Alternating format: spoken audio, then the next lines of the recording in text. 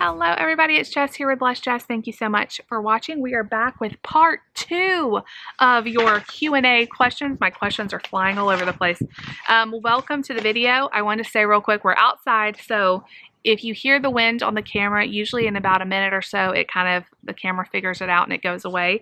And if I'm squinting, I'm sorry. I don't want to wear sunglasses and not be able to look at you guys, but you had so many questions for me that we are going to have to do part 2, maybe part 3 of this Q&A.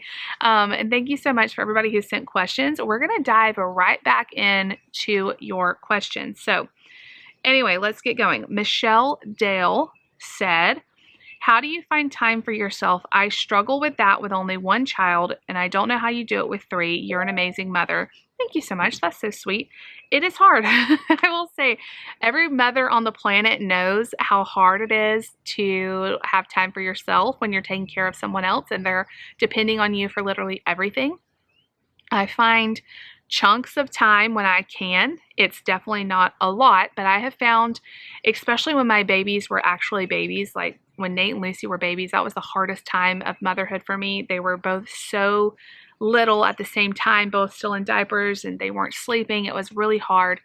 I have found that I could take like a 20-minute bubble bath that I would feel almost like I had gotten some sleep. Like it really did relax me. And so when David would get home, a lot of times I would do that, and that really helped. Now that they're older, I really just try to take advantage of the time they go to bed, like 8 o'clock. So from 8 to 10 is like my time to do whatever I want to do for me. I try to be done with work by then and to focus on just doing something for myself. Either, the bubble bath is a big one that I love. Either that, hanging out with my husband, maybe watching a show I've been wanting to watch, all of that. I do have a little bit of time now that more of them are in school. I still have my baby home with me, but I will say, if you're planning on putting your kids in school, it gets better. Before I had Mark, they were both in school for a full year, and I had way more free time. Of course, if you work outside the home, that may be different, but I had way more free time for myself and was able to get way more done. But, what I try to remember, and I'm sending you lots of hugs, is this is a season. Your kids aren't going to be completely reliable for you for every little thing for the rest of their life. They get more and more independent, and you get a little bit more time to yourself. But anyway, sending you hugs. Just get the time in when you can. Jackie said, do you have a catchphrase or motivation trick that you tell yourself when you're tempted to either not go to the gym or eat really bad? This is what I've learned. I don't know if I have a catchphrase, but what I tell myself is, it doesn't have to be perfect. I am done being perfect. Like, my eating is not perfect. My gym schedule is not perfect. I just try to be consistent. I try to do, I'm doing intermittent fasting. I feel like any amount of time I'm fasting is beneficial for me. So I don't say every day I'm going to be 20 hours fasted or whatever. I just do the best I can. Same with going to the gym. I try to go 2 or 3 times a week. If it doesn't happen, I don't worry about it. I have found that when I'm really strict on myself, I usually don't do very well. And I'm just trying to be really nice to myself and realize that the eating better and going to the gym and stuff is stuff that is helping me feel better, and not looking at it like, well, it's here to help me lose weight and to do all these big goals. And I just realize I feel better when I do these things, and it makes me more likely to want to do them.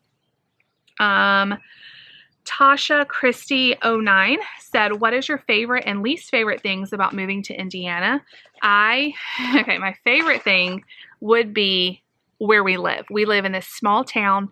It is a beautiful, beautiful town. If I could design the perfect area to raise a family in, I love this city. I love everything about it. I would not change where we live. This is where I want to live. I just love it. I love the area. The least favorite thing is being further away from family. That's always hard. We're about 7 hours from my family, about 5.5 to 6 hours from David's family, and that's hard. But, we're used to it. We're used to being away from family, and we are blessed to be able to go visit, and they come visit, and there's FaceTime, and there's phone calls and everything else. We still stay pretty close, but that would definitely be my least favorite. Nico can't say the rest of your name. I'm sorry, Nico. How long have you been married? Your advice for arguments, disagreement with spouse. Okay, we've been married for almost 13 years, and my best advice, I guess, would be to just try to understand where the other person's coming from. Sometimes we can only see our point of view, and we don't realize, like, maybe your husband's had a really bad day or your wife's had a bad day and they took it out on you. And really try to come at it when you have a fight to kind of try to see the other person's side of it, because there's always two sides. And me and David really try to work together after we have a disagreement. We try to work together and say, what happened there? And a lot of times he'll be like, oh, I took it wrong. This is kind of what I thought you were saying. And then I'll say, well, I kind of get what you're saying there. And maybe I came across meaner than I wanted to because I was stressed out, and we try to like talk about it. I think having an open communication and being able to talk about the times you disagree is very, very helpful. And realizing you guys are on the same team. Sometimes like we forget that and we think like, well, it must be nice to be you. You get to go to work, and that's my thought all the time. Like, you get to go to work and talk to adults, and I'm stuck at here. And when you get home, that's why I like come at you like blah, blah, blah, blah, blah, blah, because I am so like with the kids all the time. And so realizing like what the other person needs and being willing to talk and me to say, sometimes I'll just say, okay, listen, I've had a very long day and I just need to talk to you. And then he realizes like I'm not like wanting him to fix anything. I just need to vent, and that has helped us too. But I think communication is key. Hilda said, any plans for an in-ground swimming pool? You seem to have room for it. We definitely do have room for a pool. But our kids are so little right now, they would love a pool. Our kids are so little right now, though, they also really love the space to run around. So I don't know, maybe in the very, very far out future, I would also like all of my kids to be able to swim before I ever put in a pool.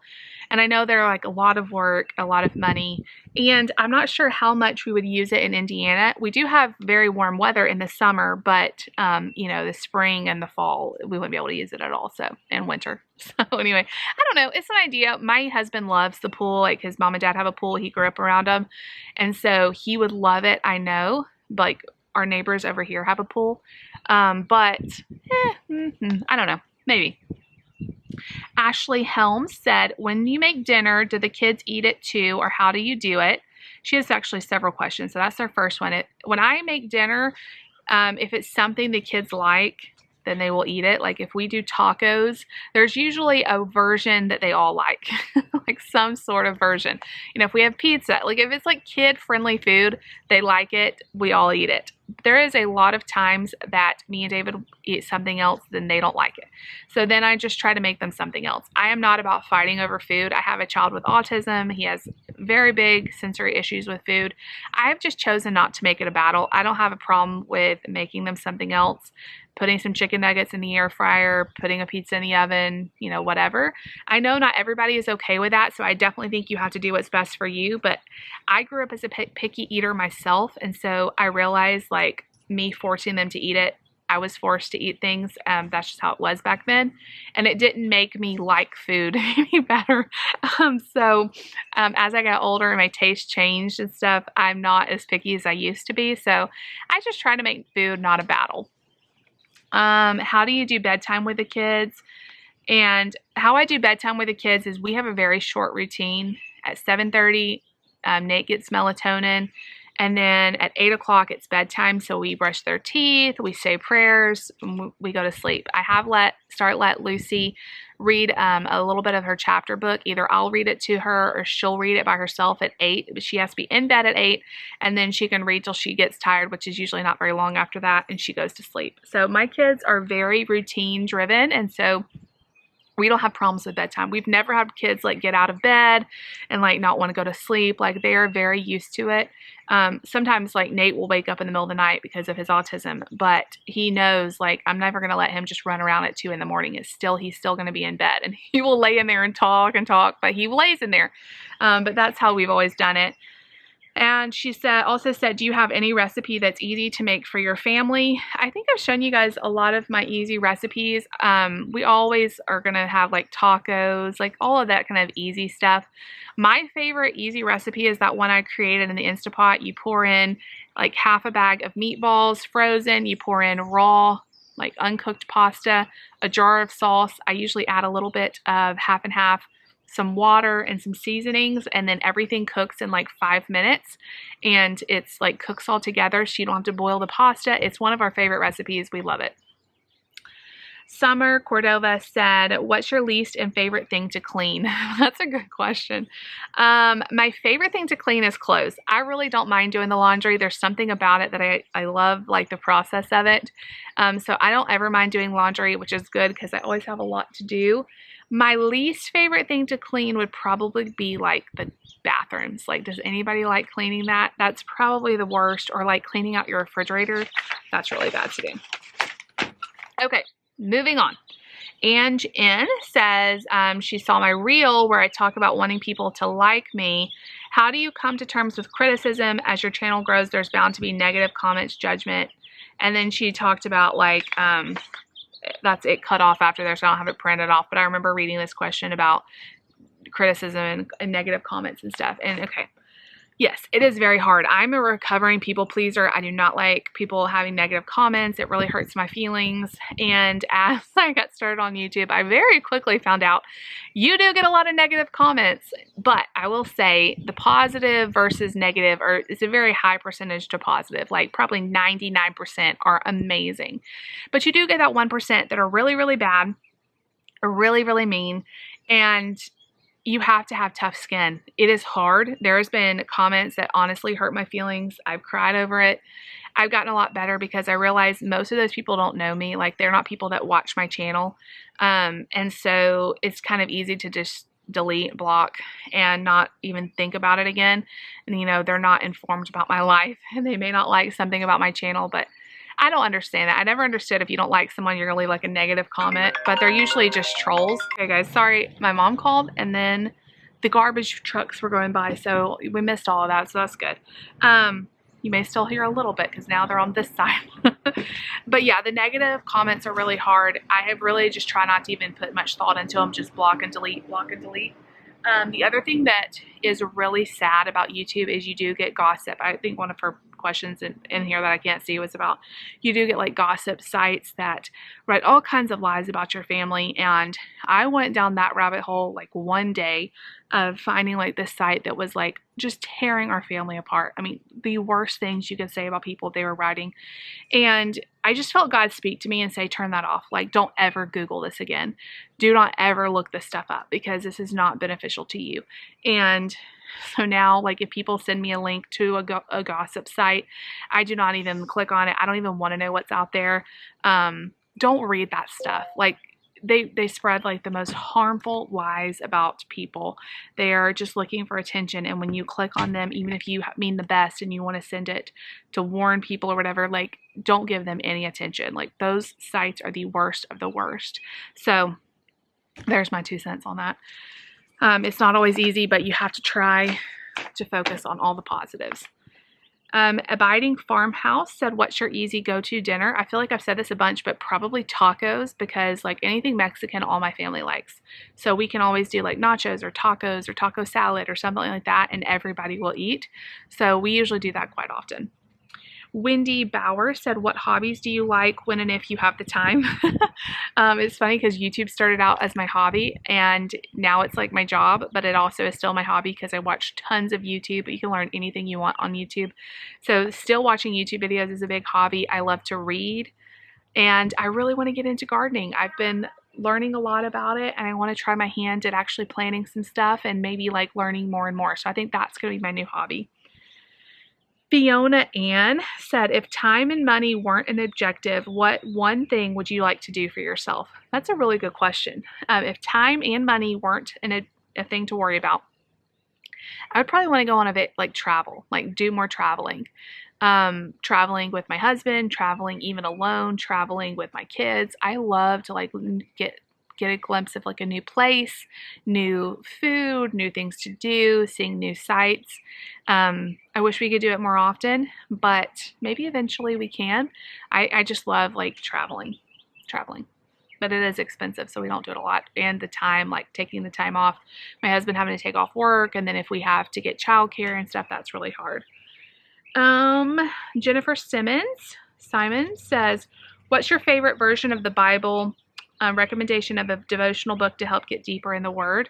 My favorite version is NLT, the New Living Translation. It's just a really understandable version. I like it a lot. That's the one I normally go with. As far as devotionals, you guys, if you've known me a while, I love the Daily Grace Co. devotionals. They're short. They're usually just like 4 or 5 weeks, and they have like 1,000,001 different topics. And I love those. And they have sales all the time, are like $5, $10. And you can pick like the Fruit of the Spirit series that I've been doing on my Sunday chats. I got that idea from doing a Fruit of the Spirit series with them, or study with them. Not sponsored. They don't know who I am. I just really love Daily Grace Co. I will link their website down below. Of course, like some other ones would be anything by Lisa Harper. I love her.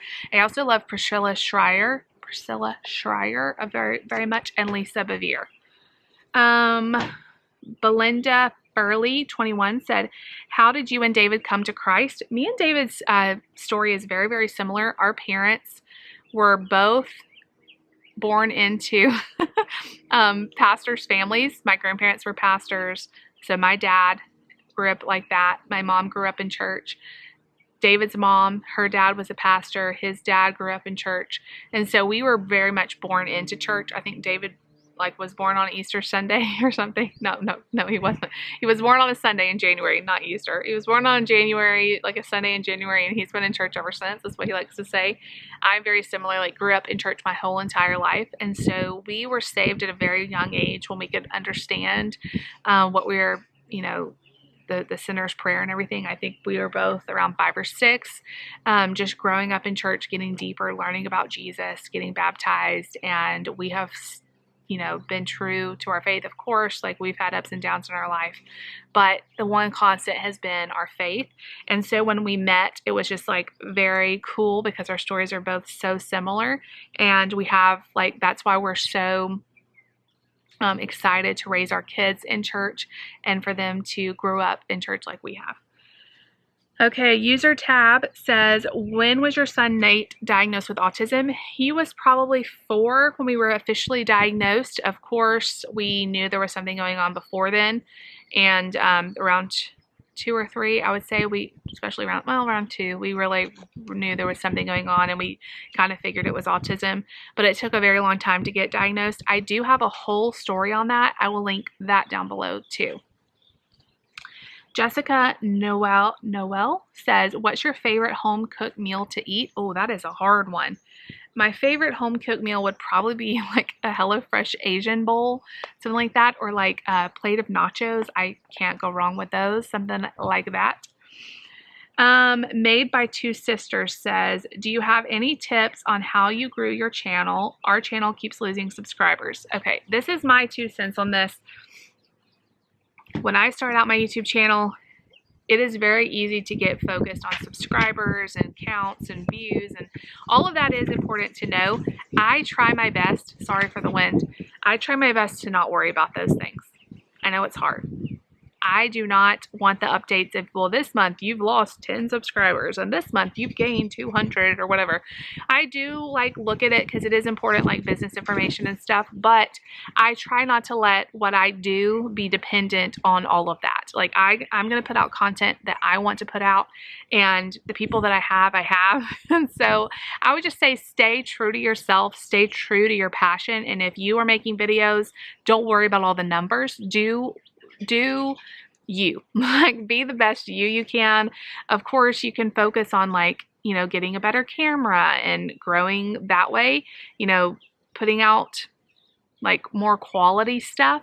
But I never have changed the videos based on my subscriber count. And that's just my 2 cents. I don't ever want to be a slave to the numbers. It just stresses me out. Favorite book of the Bible you studied and or Bible verse? Oh man, everybody asks that question, not specifically that question, but what's your favorite Bible verse? I do not know. There's so many that I use on different times that I could not tell you my favorite Bible verse. There is a lot of good ones, but favorite book of the Bible would probably be, I don't know. I really love the Gospels. Like probably Mark would be one that I really, really like. Anything that has Jesus in it and the stories of him and how he interacts with others, those are really good. When I was growing up, I was obsessed with the book of Esther. I've done a bunch of Esther studies. I just think it's a really cool book. So I also really love that. There's so many though. It's like hard to pick because I feel like you learn so much in all the different ones. Any verse on fear is a good one, and I've had them posted all over my house. So just those kind of things. Yeah, well, that's not a very good answer, is it? Let me see how many more I have. We may have to go to 3 videos for this. I'm close, but there's still.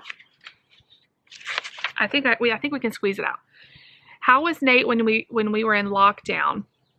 It was hard on us when we were in lockdown. The hardest part was that there was no school and he didn't have any preparation for it. We didn't know when we shut down in March. We thought it was gonna be 2 weeks. You guys remember that. And then we got word about a month later, no, there's no more school for the rest of the year. It was really hard on him. He was a trooper though. I don't know how we got through it. We just got through it. It was also hard for us because we had a newborn. So there was a lot of changes going on at the house. Mark was only like a month old when everything shut down. And honestly, I barely remember that time. I was so sleep deprived. But Nate did really well. We tried to do schoolwork at home and try to like model as best we could some semblance of normal. The thing they really loved though was having David home all the time. Like that was a really cool experience. Like us being together for that many weeks all in a row. Jesse Preacher Deal says, bucket list for travel destinations. I've always wanted to go to Italy or anywhere in Europe, really. And also, I have been to Hawaii, but I want to go back. So Hawaii or like Bali or somewhere like really tropical would be really good. But yeah, Italy, going to see England, like Rome, Italy is like where I really want to go. David really wants to go to Jerusalem and Israel. And I think that would also be cool to like see where Jesus walked and went and stuff. Verongons, I don't know how to say your name, I'm sorry, says, any summer vacation plans? We are actually planning a vacation. I'm not going to talk about it though because it's a big surprise to our kids, but stay tuned. There's big things coming. Katie Mason says, how have you been at doing, your husband and kids? We are doing great. We are super blessed, and God is good. Laura Presley said, favorite women's Bible study. Again, Daily Grace Co. Anything by them is really, really good. I love how simple and short and not like you're signing up for this big long thing. And you can pick like the topics that you really are interested in. And then Laura says, how long were you on YouTube? I started my YouTube channel when Lucy was a baby, so like 6 years. And it's crazy it's been that long, but it has been that long, 6 years.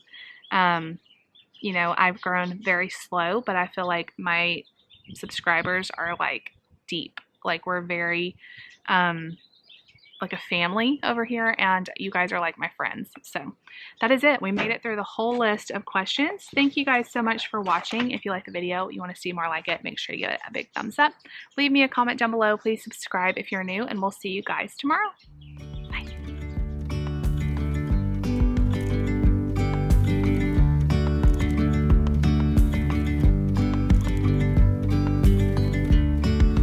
Yesterday